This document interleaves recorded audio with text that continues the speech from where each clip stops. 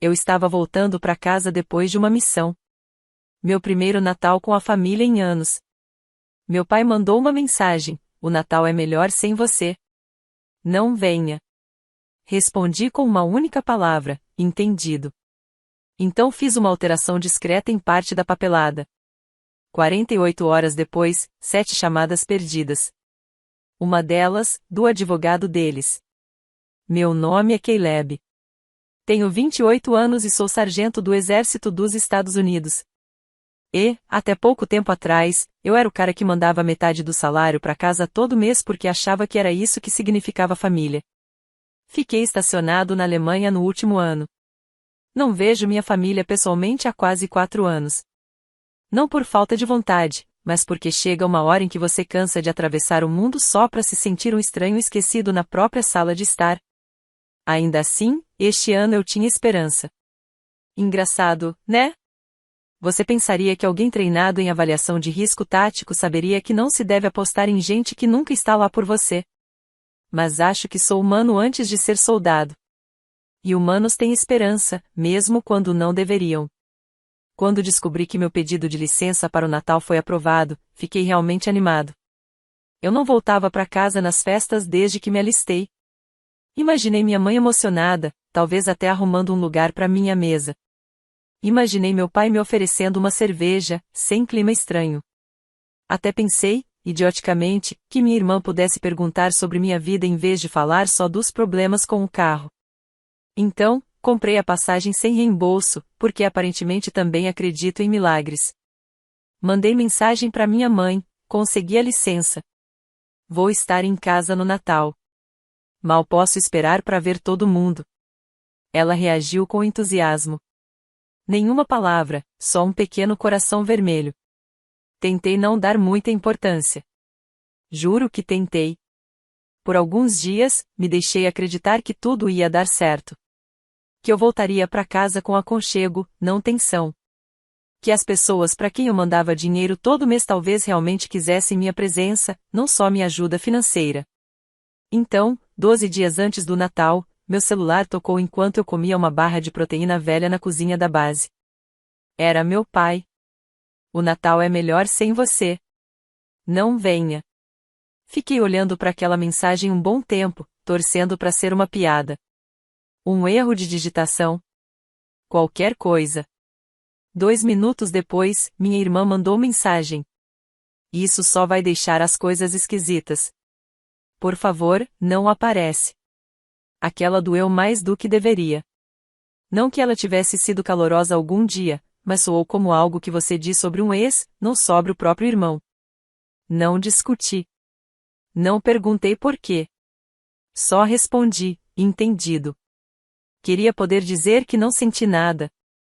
Que já estava acostumado. Mas seria mentira. Daquelas que os soldados contam para si mesmos só para conseguir dormir melhor à noite. Não, meu coração se partiu. Não alto, nem de forma dramática. Só daquele jeito silencioso e familiar, em que algo dentro de você muda e você sabe que não tem volta. E então algo mais aconteceu. Não exatamente raiva. Nem vingança. Só clareza. Naquela noite, entrei nos sistemas onde meu nome ainda constava. A conta conjunta de serviços públicos que eu estava cobrindo temporariamente há 3 anos. O seguro do carro da minha irmã, que vinha sendo discretamente debitado no meu cartão desde que ela perdeu o emprego. E, o mais importante, o portal de pagamento da hipoteca para onde eu mandava dinheiro todo mês, mesmo sem meu nome sequer constar na escritura. Eu não era dono da casa, mas ajudava a mantê-la de pé. Meu pai não conseguiu um empréstimo depois que foi demitido. Foi o meu crédito e a minha renda que tornaram a aprovação possível e, desde então, eu era a muleta invisível que ninguém reconhecia. Então, fiz algumas mudanças discretas. Primeiro, cancelei as transferências automáticas. Depois, enviei um e-mail formal ao administrador da hipoteca informando que eu não contribuiria mais financeiramente, e que toda comunicação deveria ser direcionada ao mutuário principal listado, meu pai. Tem certeza? Perguntou o representante ao telefone. Isso pode gerar a necessidade de refinanciamento ou até levar a uma interrupção de pagamento. Assenti, mesmo sabendo que ele não podia me ver. Tenho certeza. Então, fiz algo que nem eu consigo explicar direito. Mesmo assim, peguei o voo para casa. Sim, eu sei. Disseram para eu não ir. Deixaram bem claro que eu não era bem-vindo. Mas a passagem já estava comprada.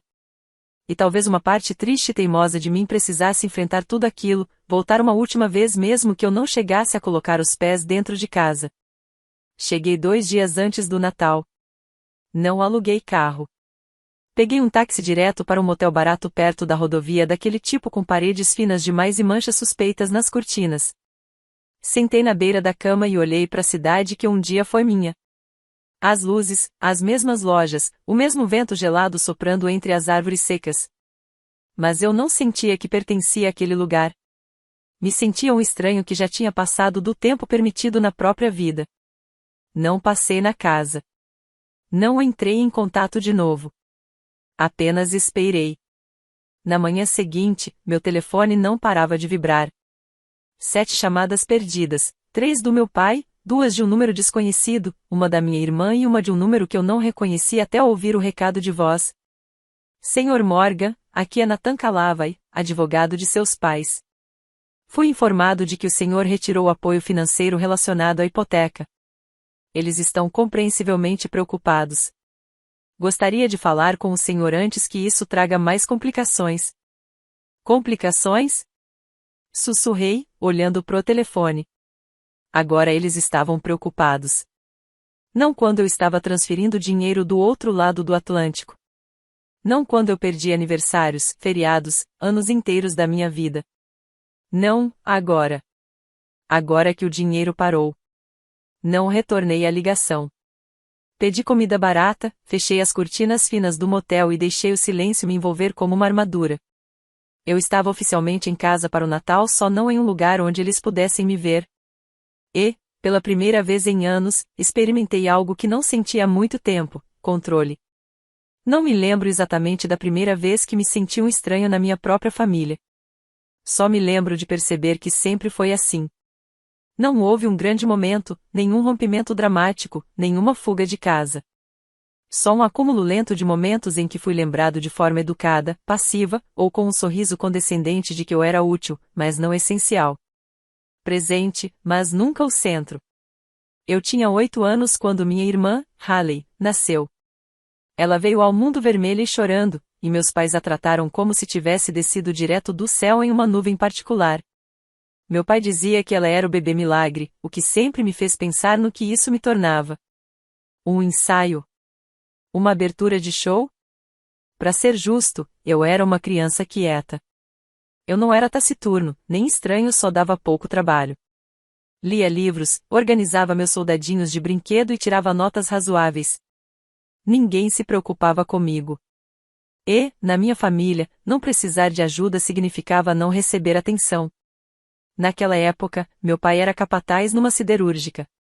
Tinha uma personalidade forte, risada alta, opiniões inflexíveis. Era o tipo de homem que achava que emoção era fraqueza a menos que viesse acompanhada de um punho fechado ou de uma voz gritando. Se eu chorasse, ele mandava eu parar. Se eu ficasse calado, me chamava de dramático. Se eu demonstrasse raiva, ouvia que estava agindo como uma menininha. Minha mãe era mais gentil, mas de um jeito distante, nebuloso. Às vezes eu nem tinha certeza se ela estava realmente na mesma sala que eu. Ela esquecia reuniões da escola, perdia meus treinos esportivos, e, de vez em quando, até esquecia de fazer meu lanche. Mas lembrava do recital de balé da Haley, das festinhas dela, dos lanches que ela mais gostava. Eu não era rejeitado. Só ignorado a menos que fizesse algo errado. Quando fiz 16 anos, arrumei um emprego de meio período num posto de gasolina. Guardei cada centavo. Tinha uma fantasia de que usaria aquele dinheiro para comprar um carro usado, sair por aí, talvez dirigir até o mundo parecer maior. Mas, depois de um mês, meu pai pegou minhas economias emprestadas para consertar um vazamento no telhado. O telhado nunca foi consertado. Mas a festa de 16 anos da Haley teve DJ e cupcakes. Entrei para o exército aos 19. Ninguém tentou me impedir. Meu pai só disse: imagino. Minha mãe chorou, mas parecia uma cena ensaiada, como se ela achasse que era isso que mães deviam fazer. Haley não disse nada. Acho que ela só presumiu que eu acabaria voltando, girando ao redor deles como sempre. O treinamento foi brutal. Mas, pela primeira vez, as coisas faziam sentido. Tinha regras. Tinha expectativas. E tinha consequências. Se você se esforçasse, ganhava algo em troca. Você fazia parte de alguma coisa. Pela primeira vez na vida, eu senti que tinha um lugar. Enquanto isso, em casa, nada mudava. Ou melhor, tudo mudava e ninguém me contava nada. Descobri que meu pai tinha sido demitido da fábrica quando vi um link do GoFundMe que minha mãe postou no Facebook. A legenda dizia: tempos difíceis. Tentando me manter de pé. Qualquer ajuda já ajuda. Essa foi a primeira vez que enviei dinheiro. Nem pensei duas vezes. Entrei na minha conta militar e mandei $2.000. Meu pai não disse obrigado. Apenas mandou uma mensagem. Isso deve cobrir este mês. Me avisa quando puder mandar mais. Depois disso, virou rotina. Conta de luz. Seguro do carro. A hipoteca. Sempre tinha uma justificativa. Sempre um suspiro da minha mãe, ou um silêncio constrangido do meu pai. Não vai ser para sempre. Você é o único que está bem agora. Haley, enquanto isso, trabalhava meio período e tentava se encontrar. Aos 22 anos, bateu o segundo carro. Paguei a franquia. Ajudei ela a comprar um SUV usado. Ela me mandou uma mensagem com uma única palavra. Valeu. Um mês depois, postou uma foto com a legenda: quando você trabalha duro, você conquista as suas recompensas. Não respondi. Só tirei uma captura de tela e salvei numa pasta chamada Dívidas Não Pagas e Coisas Não Ditas. A última vez que fui visitar no Natal, 4 anos atrás, minha última tentativa real, mal levantaram os olhos quando entrei. Meu antigo quarto tinha virado depósito. Dormi no sofá. Durante o jantar, meu pai fez um brinde para Haley, aquela que está sempre por perto. Eu não disse nada. Também quase não comi. Na manhã seguinte, não havia nenhum presente com meu nome. Só uma caneca que dizia: veterinário rabugento. Todos riram. Minha mãe comentou: é só uma brincadeira. Eu sorri, porque é isso que a gente faz quando vira a própria piada. Depois daquilo, parei de voltar. Ainda mandava dinheiro. Ainda atendia ligações. Mas alguma parte de mim começou a fechar portas, devagar, em silêncio, uma por uma. E mesmo assim, de algum jeito, eu ainda tinha esperança. Quando minha licença foi aprovada este ano, pensei que talvez eles tivessem mudado. Que talvez, se eu aparecesse, eles ficariam felizes em me ver. Não porque eu mandei dinheiro ou resolvi outra crise. Mas porque eu era eu. Uma esperança boba. Mas a esperança nem sempre pede licença. Às vezes, ela só aparece. Agora, sentado em um motel à beira da rodovia, pensei em tudo isso. Nos aniversários que perdi, nos salários que redirecionei, nas versões de mim mesmo que enterrei só para manter a paz. Pensei em como treinei para zonas de guerra, mas não consegui sobreviver na minha própria sala de estar. Lembrei quando a Haley disse que eu era intenso demais porque não ri de um meme onde alguém fingia ser um veterano em situação de rua só para ganhar curtidas. Pensei em como minha mãe sempre dizia: a gente ama vocês. Só não sabe demonstrar.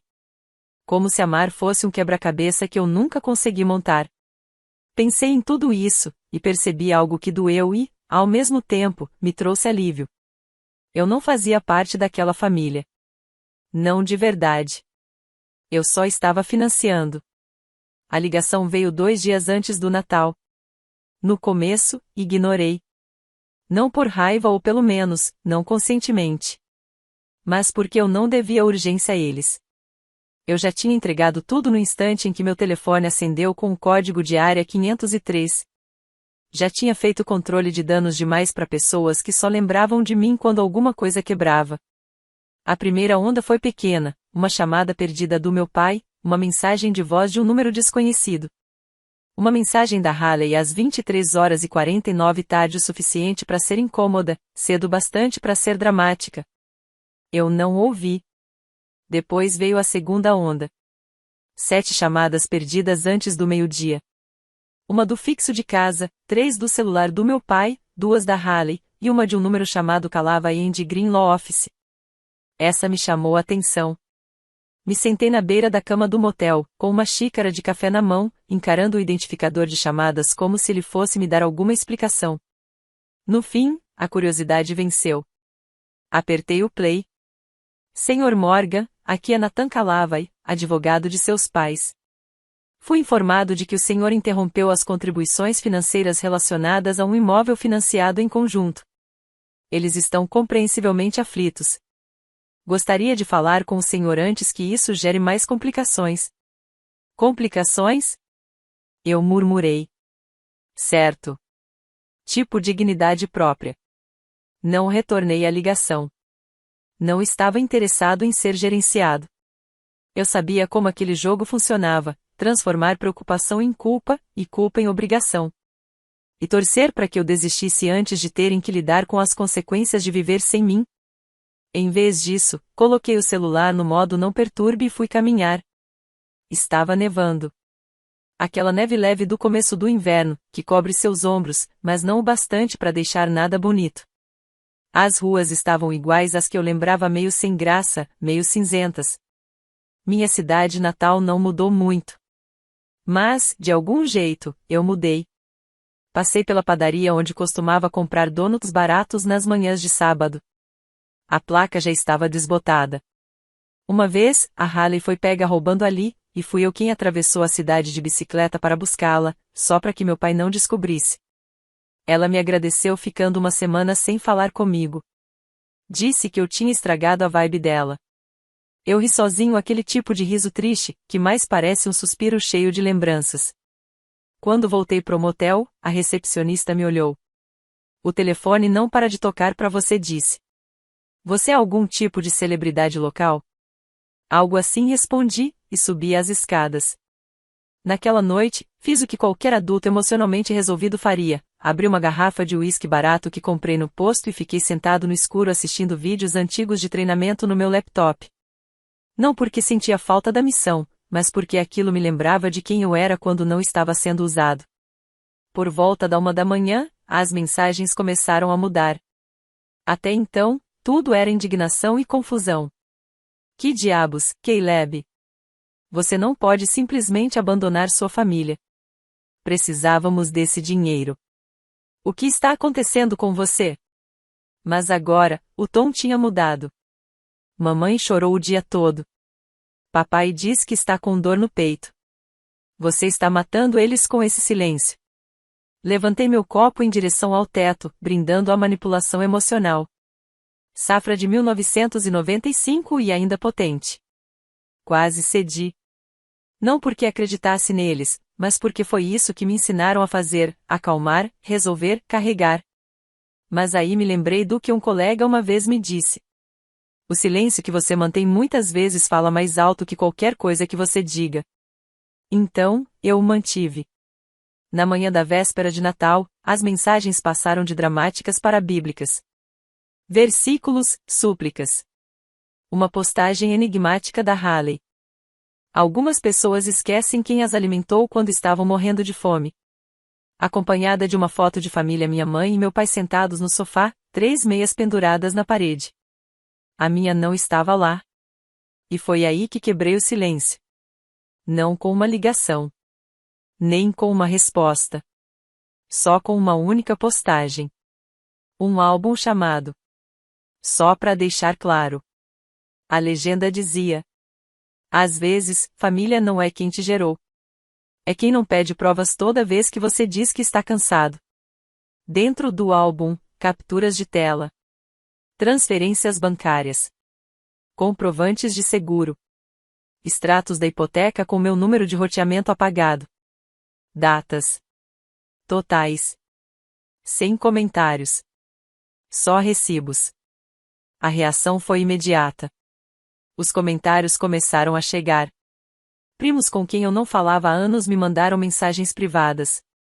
Cara, é sério isso? Você tava bancando tudo isso? Sempre fizeram parecer que você tinha abandonado eles.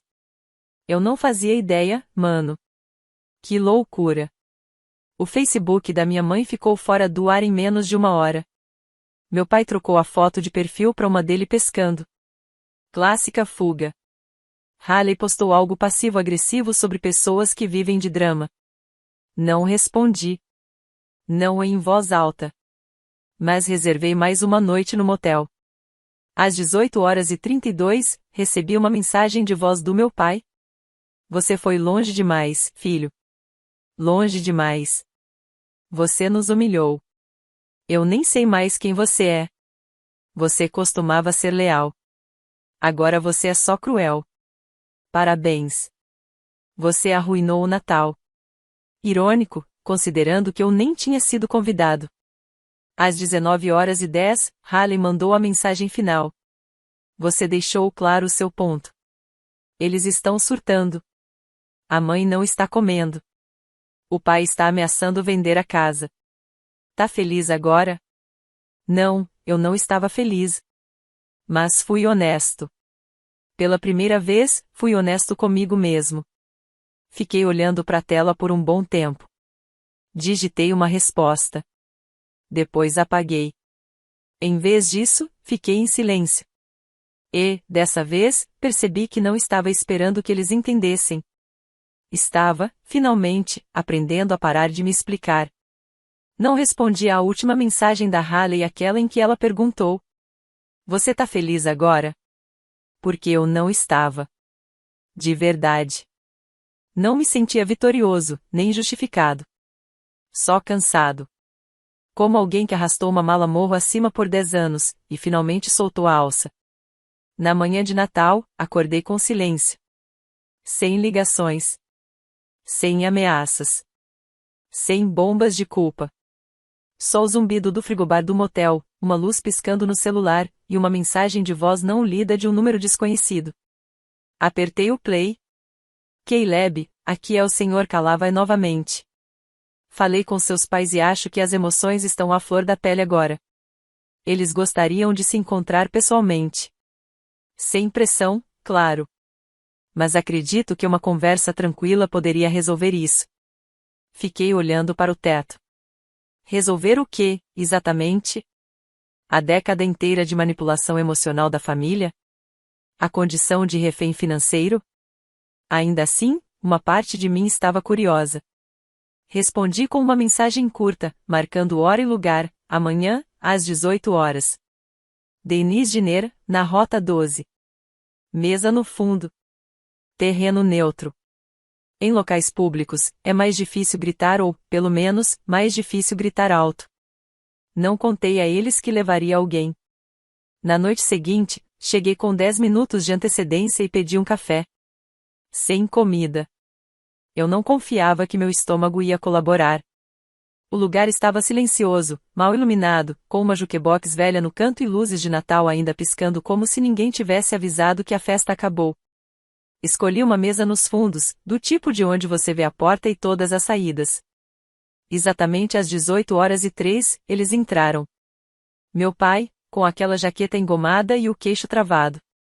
Minha mãe segurava a bolsa como se ela pudesse sair correndo sozinha. Haley usava óculos escuros, dentro do restaurante uma escolha de estilo ou um disfarce mal feito. Sentaram-se sem dizer uma palavra.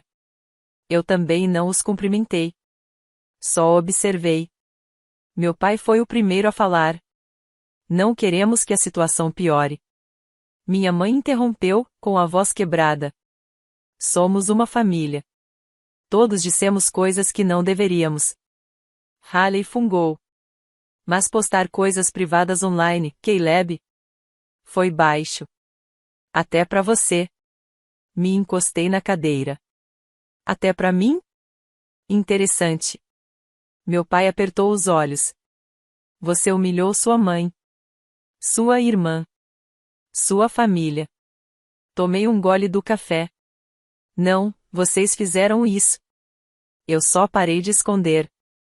Os óculos de sol de Haley escorregaram um pouco. Os olhos estavam vermelhos. Você não precisava nos expor assim. Aquela casa interrompida estava sendo parcialmente paga por alguém que não tinha permissão de entrar nela no Natal. Não vamos fingir que isso é sobre logística. Meu pai cerrou os punhos sobre a mesa. Viemos aqui para resolver isso.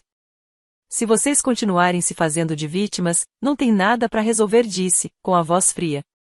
Eu só parei de financiar minha própria borracha. Coloquei a mão no casaco e tirei uma pasta grossa, cheia de divisórias bem organizadas. Já que estamos aqui, vamos deixar tudo claro. Deslizei a pasta pela mesa. Lá dentro, registros de todas as transferências bancárias que fiz, contas pagas, e um documento do banco confirmando que eu havia encerrado as contribuições. Registro do seguro do carro da Haley. E, sim, capturas de tela todas aquelas que convenientemente esqueceram. A expressão da minha mãe ficou dura. O rosto do meu pai ficou vermelho. Haley pressionou os lábios numa linha tão fina que eu achei que ela fosse explodir. A gente não te pediu tudo isso, mãe murmurou. Você não precisava pedir, respondi. Só esperava que eu fizesse. Meu pai bateu a mão na mesa. Você acha que isso te faz melhor do que a gente? Não falei, calmo. Só não sou burro o suficiente para continuar bancando gente que me trata como um peso. Haley tirou os óculos. Você está sendo cruel. Está fazendo isso com a sua família. Família é via de mão dupla. E eu tô andando sozinho há anos.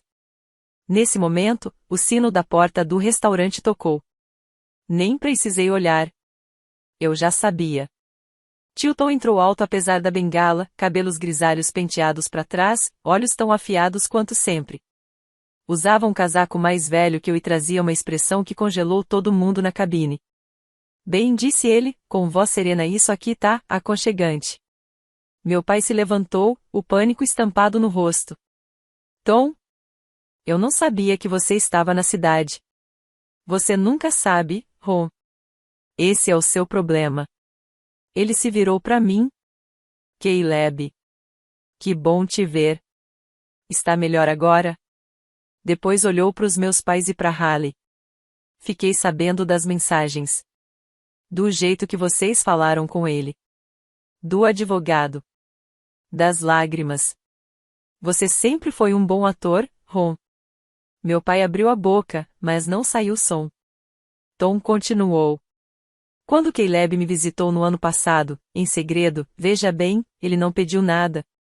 Me ajudou a limpar as calhas. Me tratou como se eu importasse.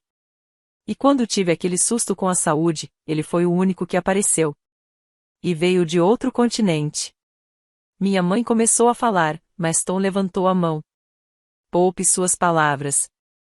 Então, ele enfiou a mão no casaco e tirou um envelope lacrado. Colocou-o na frente do meu pai. Meu testamento atualizado foi assinado há 2 semanas. Caleb é o único beneficiário. O silêncio que se seguiu foi absoluto. A casa. O terreno. As economias. Tudo iria para mim. A boca de Haley se abriu. Você tá brincando. Não, disse Tom. Eu não brinco com consequências. Papai parecia ter levado um soco. Você está nos excluindo. Finalmente estou cortando a podridão, disse Tom. E não, você não pode contestar. Registrei o documento em cartório e também com meu advogado. Ele se virou para mim. Eu devia ter feito isso antes. Me desculpe por ter demorado. Assenti, com a garganta apertada. Você fez isso a tempo. Tom saiu sem drama, apenas o som leve da bengala tocando o chão de ladrilhos. Me levantei e deixei algumas notas sobre a mesa. Obrigada por nos encontrar, disse minha mãe, com os olhos piscando rápido. Caleb, por favor. Você tomou sua decisão, interrompi. Isso era meu. Papai rosnou. Então você vai simplesmente ir embora, depois de tudo que fizemos por você? Olhei bem fundo nos olhos dele. Você não fez nada por mim. Você fez coisas comigo. E agora eu terminei. Fui embora. Naquela noite, de volta ao motel, recebi uma última mensagem da Haley. Não sei mais quem você é. Não respondi. Mas sussurrei para o quarto vazio. Alguém que finalmente aprendeu a ir embora. Epílogo. 2 meses depois, eu estava no meio da sala do tio Tom, cercado por caixas de mudança, e senti algo que não sentia há anos: quietude. Não o silêncio pesado, cheio de culpa, mas a verdadeira quietude. Paz. Tirei outra licença do trabalho depois que a herança foi finalizada. O advogado cuidou de tudo com eficiência. Sem drama, sem complicações, apenas a transferência de propriedade de alguém que me viu, realmente me viu, para alguém que finalmente entendeu o que ser visto significa. A casa era pequena, antiga, silenciosa, mas era minha. E não porque eu a ganhei por sangue, culpa ou obrigação, mas porque alguém acreditou que eu merecia mais do que apenas sobreviver. Coloquei uma foto na lareira, eu e o tio Tom, daquela última visita. Estávamos na varanda dele, rindo de alguma coisa que nem lembro mais. Só me lembro da expressão no rosto dele. Orgulho. Aquele tipo raro de amor que não se anuncia, só aparece. Desde aquela noite no restaurante, não falei mais com meus pais, nem com Haley. Houve algumas mensagens depois que o testamento veio à tona, algumas implorando, outras me acusando. Bloqueei todas. E não me senti culpado. Não mais. Você não deve paz a ninguém só porque compartilha sangue com ela. Às vezes, é a própria família que te esgota. E às vezes, liberdade é o que acontece quando você finalmente para de deixá-los. Não tenho certeza do que vem a seguir. Talvez eu transforme essa casa em algo que faça sentido, um lugar onde veteranos possam descansar. Ou talvez eu só viva nela por um tempo, aprendendo a existir sem estar sempre esperando pelo impacto. De qualquer forma, eu não vou olhar para trás. Obrigado por ouvir. Sério. Essa história não foi fácil de contar. Mas talvez alguém precisasse ouvir isso. Me diga nos comentários. Você acha que eu fiz a coisa certa? Você teria agido diferente?